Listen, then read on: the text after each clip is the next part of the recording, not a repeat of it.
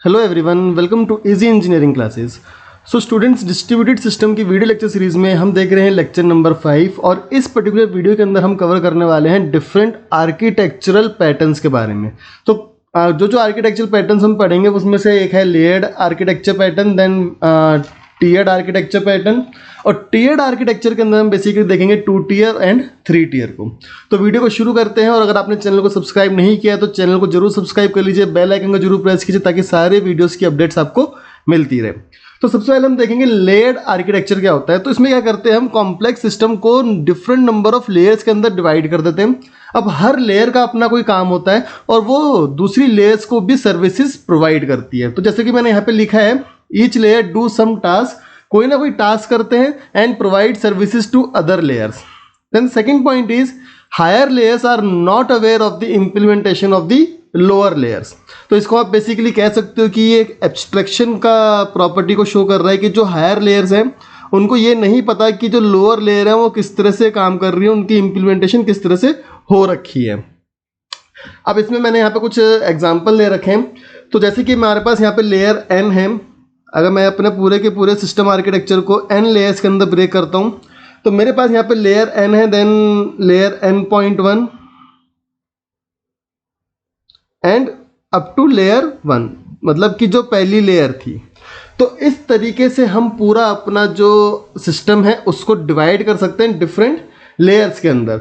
अब होता क्या है, बेसिकली यहाँ पे हमारे पास जो रिक्वेस्ट आती हैं वो रिक्वेस्ट आती हैं from upper layer to the lower layer. मतलब कि जो रिक्वेस्ट होगी वो कुछ इस तरीके से रहेगी, चाहे यहाँ वाली लेयर से आए चाहे यहाँ वाली लेयर से आए, तो रिक्वेस्ट का जो फ्लो है वो कुछ इस तरह से रहता है। उसके बाद जो रिस्पॉन्स जाता है वो इस तरह से जाता है। ठीक है, तो ये बहुत इंपॉर्टेंट है यहाँ पे कि जो आपका रिक्वेस्ट है वो किस डायरेक्शन में फ्लो कर रहा है और जो रिस्पॉन्स है वो किस डायरेक्शन के अंदर फ्लो कर रहा है। ठीक है, अब यहाँ पे हमने एक और यहाँ पे एग्जांपल ले रखा है पूरा सिस्टम का ही कि किस तरह से आपकी डिफरेंट सर्विसेज जो हैं वो डिफरेंट लेयर्स के अंदर डिवाइडेड होती हैं। तो जो सबसे पहली लेयर होती है हमारे पास बेसिकली वो होती है हार्डवेयर लेयर। ठीक है, जिसमें कि आपके कंप्यूटर्स का जो हार्डवेयर है या जो आपके नेटवर्क के हार्डवेयर डिवाइसेस हैं, जैसे कि आपके राउटर हो गए, ब्रिजेस हो गई, वो सब यहाँ पे हम डिफाइन करते हैं। उसके बाद आता है हमारे पास ऑपरेटिंग सिस्टम, ऑपरेटिंग सिस्टम, और ये दोनों मिलके बनाते हैं एक प्लेटफॉर्म। ठीक है, सो हार्डवेयर और ऑपरेटिंग सिस्टम एक प्लेटफॉर्म बनाते हैं जिसको यूज करके आप किसी भी सर्विस को एक्सेस कर सकते हो। सो उसके बाद आता है यहाँ पे हमारे पास एक middleware,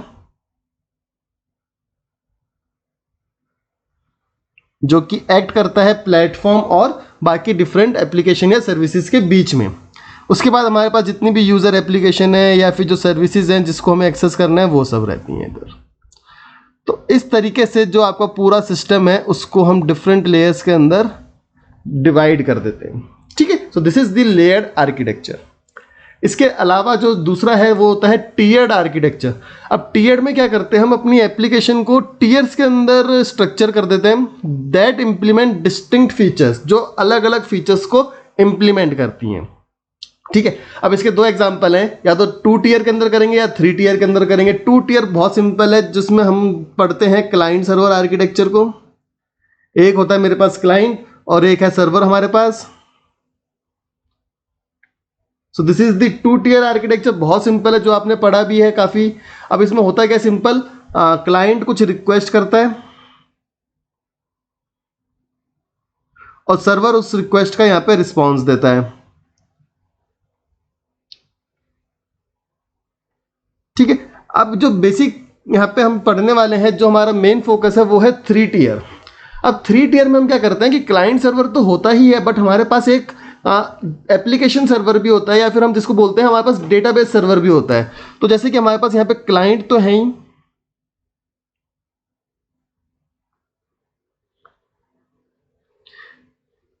so we can have multiple clients, बहुत सारे क्लाइंट्स हमारे पास हो सकते हैं, और हमारे पास यहाँ पे सर्वर भी है। अब यहाँ पे जो एक एडिशनल चीज लग गई है वो लग गई है लेट अस से डेटाबेस, जो कि 2 टियर आर्किटेक्चर के अंदर नहीं होता।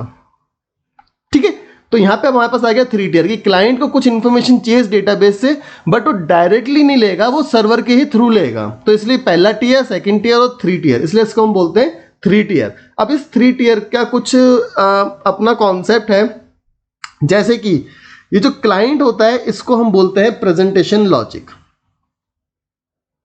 जो क्लाइंट है उसको बोला जाता है presentation logic. This is important actually. And the server is known as application processing, या जिसको हम बोलते हैं बिजनेस प्रोसेसिंग लॉजिक।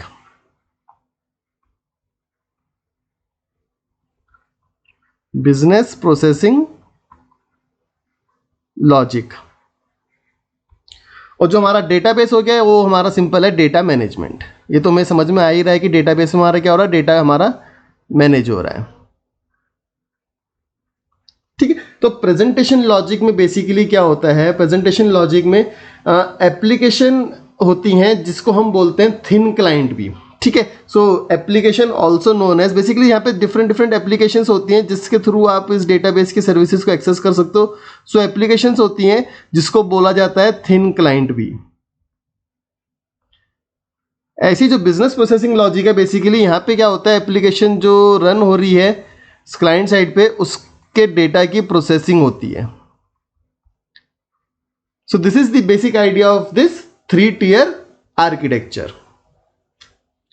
सो अब देखते हैं एडवांटेजेस क्या है 3 टियर के। तो सबसे पहला एडवांटेज तो यहाँ पे ये है कि हम इजीली मॉडिफाई कर सकते हैं, रिप्लेस कर सकते हैं किसी भी टियर को विदाउट अफेक्टिंग अदर टियर्स। जैसे कि फॉर एग्जांपल अगर मुझे यहाँ पे डेटाबेस चेंज करना था तो मैं डेटाबेस चेंज कर सकता हूँ, मुझे यहाँ पे कोई चेंज करने की जरूरत नहीं, मुझे यहाँ पे कोई चेंज करने की जरूरत नहीं है। अगर क्लाइंट साइड पे कोई एप्लीकेशन चेंज हो रही है तो मुझे यहाँ पे चेंज और यहाँ पे चेंज करने की जरूरत नहीं पड़ेगी। तो ये एक एडवांटेज होता है 3 टियर के अंदर। देन लोड बैलेंसिंग जो होती है वो थोड़ी सी बेटर होती है, क्योंकि यहाँ पे जो एप्लीकेशन है, बेसिकली जो सर्वर है और जो डेटाबेस की फंक्शनैलिटी है उसको सेपरेट कर दिया गया है।